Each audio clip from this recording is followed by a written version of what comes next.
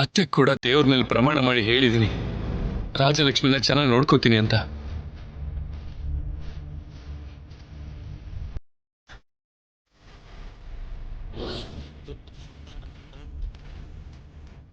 ದಯವಿಟ್ಟು ಆಗಲ್ಲ ಅಂತ ಹೇಳ್ಬೇಡಿ ಮಾವ. ರಾಜಲಕ್ಷ್ಮಿನ ನನಗೆ ಕೊಟ್ಟು ಮದುವೆ ಮಾಡಿ.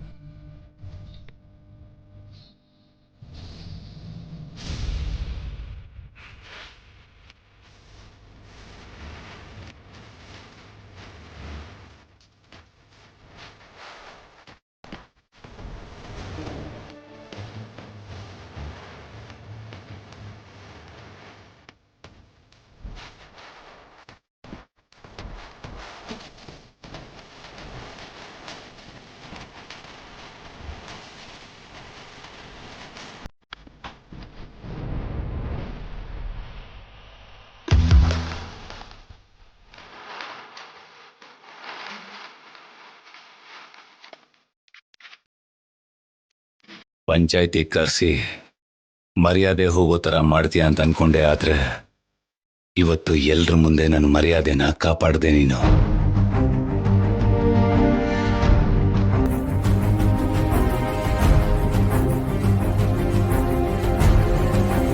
ನನ್ನ ಮಗನಿಗೆ ಸಮಾನವಾಗಿರೋ ನನ್ನ ಸೋದರಳಿಯ ನನ್ನ ಮಗಳನ್ನ ಮದುವೆ ಆಗದೆ ನನ್ನ ಮರ್ಯಾದೆನ ತೆಗೆದ್ರೆ ನೀನ್ ಇಷ್ಟು ಜನರ ಮುಂದೆ ನನ್ನ ಮರ್ಯಾದೆನ ಕಾಪಾಡ್ದೆ.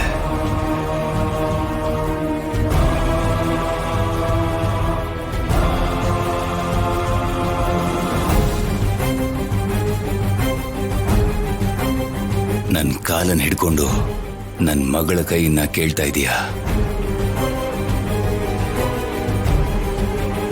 ನನಗೆ ನಿನಗಿಂತ ಒಳ್ಳೆ ಅಳಿಯ, ನನ್ನ ಮಗಳಿಗೆ ನಿನ್ನಂತ ಒಳ್ಳೆ ಗಂಡ ಎಲ್ಲಪ್ಪ ಸಿಗ್ತಾನೆ.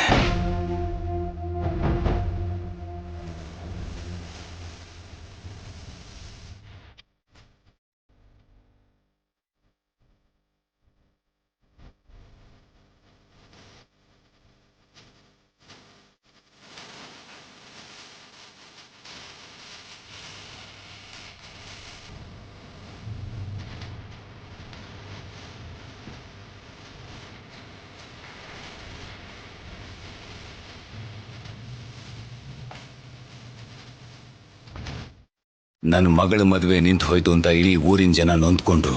ಈ ರಾಜಾರಾಮ್ ತನ್ನ ಸ್ವಂತ ಮಗಳ ಮದುವೆನೇ ಮಾಡಕ್ಕಾಗ್ತಿಲ್ಲ ಅಂತ ಊರಲ್ಲಿ ಕೆಲವರು ಕೆಟ್ಟದಾಗಿ ಮಾತಾಡ್ಕೊಂಡ್ರು. ಅವ್ರು ಎಲ್ರಿಗೂ ನನ್ನ ಕಡೆಯಿಂದ ಉತ್ತರ ಇದೆ.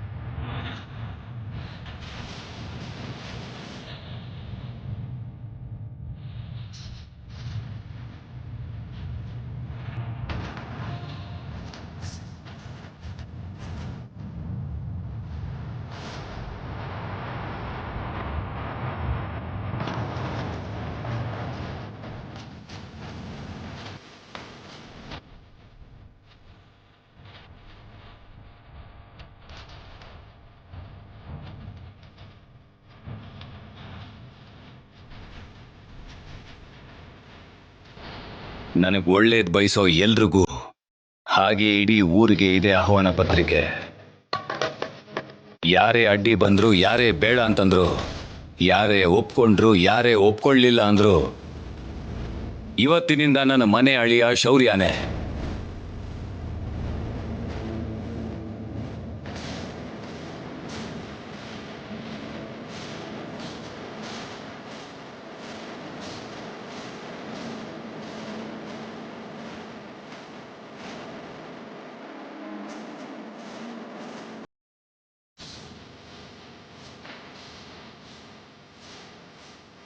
ಅತಿ ಶೀಘ್ರದಲ್ಲೇ ನನ್ನ ಮಗಳು ರಾಜಲಕ್ಷ್ಮಿಗೂ ಶೌರ್ಯಂಗೂ ಮದುವೆನ ಮಾಡಿಸ್ತಾ ಇದ್ದೀನಿ ನಾನು.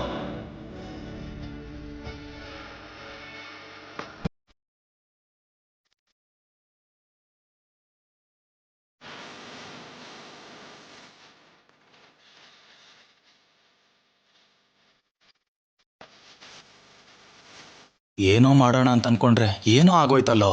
ಆಟೋಮೆಟಿಕ್ ಆಗಿ ಅವ್ನು ಹೀರೋ ಆಗೋದ. ಶೌರ್ಯ, ನಡಿ ನಮ್ಮ ಮನೆಗೆ ಹೋಗೋಣ. ಹಾಗೆ ಆಗ್ಲಿ ಮಾವ.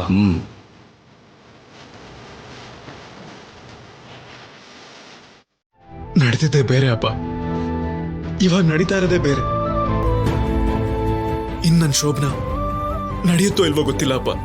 ಅದ್ ನೋಡು ಮತ್ತೆ ಅದ್ನೇ ಹೇಳ್ತಿಲ್ವ ಯಾಕೆ ಅಷ್ಟಕ್ಕೂ ಏನ್ ನಡೀತು ಏನ್ ನಡೀತದೆ ಅನ್ನೋದನ್ನ ನಂಗೆ ಹೇಳಿದ್ರೆ ಅರ್ಥ ಆಗೋದು. ಲೇ ಮಗನೇ, ನೀನ್ ಶೋಭನ ನಾನ್ ಹೇಳ್ತೀನಿ ಕಣೋ. ಮೈ ಹೂನಾ ಇಲ್ಲೋಡು ಈ ವೆಂಕಟ್ರಾವ್ ಹೇನಾ ಲೇ ಹೇಳೋ ಹೇಳೋ ಹೇಳೋ.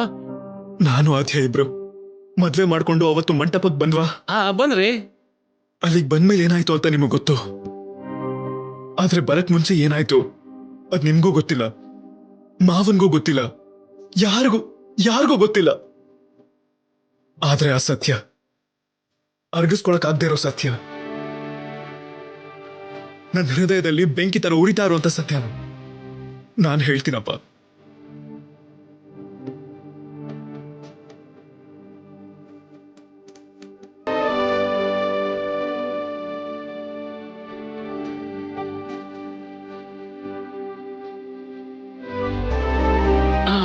ಹೇಳು ಮಗನೇ, ಹೇಳು ಹೇಳು.